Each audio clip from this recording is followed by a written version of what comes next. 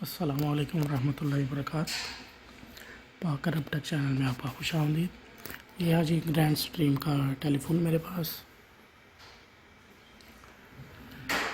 GXP1625। इसका time set करने का तरीका कार है वो इस तरह से है। सेटिंग के ऑप्शन में जाएंगे, उसके बाद प्रेफरेंस और डेट एंड टाइम सेटिंग।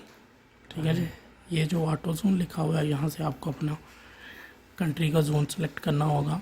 मैं इस वक्त सऊदी अरेबिया में हूँ, तो मैं यहाँ पे ये कुवैत बगदाद जो है ना वो चूज़ करके उसको सेव एंड अप्लाई पे क्लिक करूँगा।